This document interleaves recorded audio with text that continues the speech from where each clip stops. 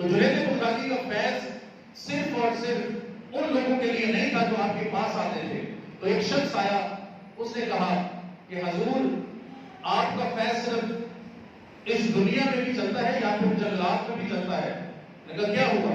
میں نے کہا میں روز جنگل میں لکڑیاں کاٹنے جاتا ہوں اور وہاں دیکھتا ہوں کہ 3 جو ہے وہ شرابی ہیں اور شراب پیتے ہیں. میں نے بڑی دفعہ ان کو کہا ہے کہ شراب مت پیا کرو.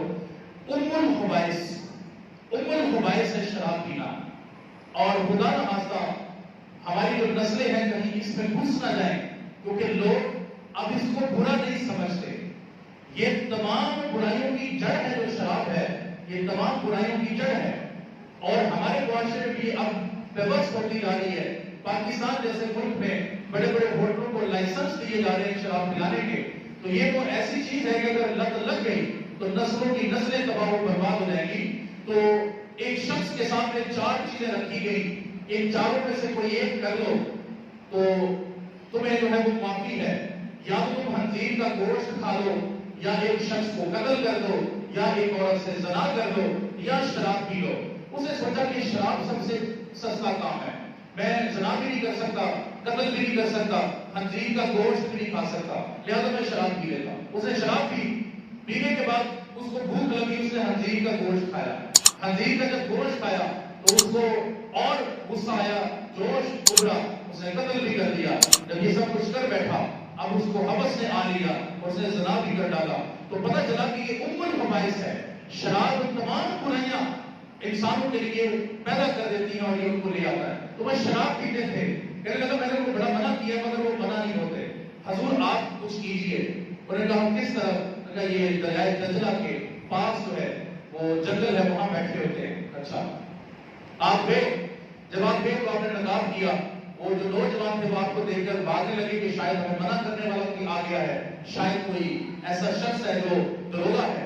انہوں نے کہا رک جاؤ, تم جا رہے ہو تو میں تو تمہارے لیے آیا ہوں, آج مل بیٹھ کے پیتے ہیں. انہوں نے کہا جناب پیتے تو ضرور, آپ کو بھی اپنا ساتھ ساتھی بناتے, مگر مسئلہ یہ ہے شراب ختم ہو چکی ہے.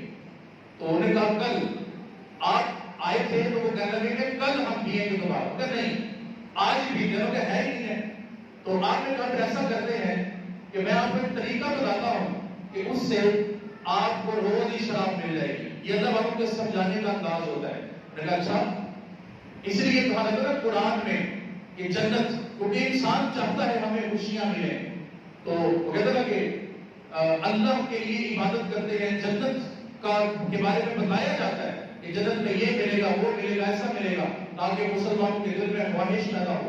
حالانکہ اللہ کے لیے عبادت کرنی چاہیے کہ بے لوث عبادت کرتا ہوں, بندہ ہوں تیرا مزدور نہیں, سجدوں کے عوض فردوس ملے, یہ بات مجھے منظور نہیں.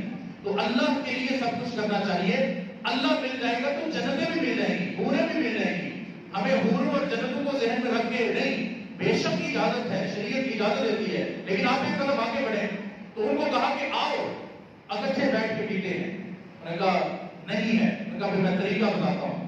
یہ شور آ رہا ہے پانی کا, جی ہاں, اور ساتھ ہی دریا نزلہ وضو کروایا. انہوں نے کہا وضو کرو اور 2 رکعت نماز نیت ہو, جب نیت ہوگے سب کچھ ملے گا.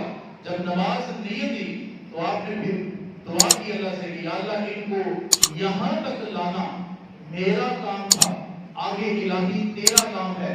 تو مورخ لکھتا ہے کہ جب وہ کھڑے تھے تو شرابی تھے, جب وہ سجدے میں گئے تو شرابی تھے, لیکن جب سجدے سے اٹھے تو تینوں اللہ کے ولی بن گئے.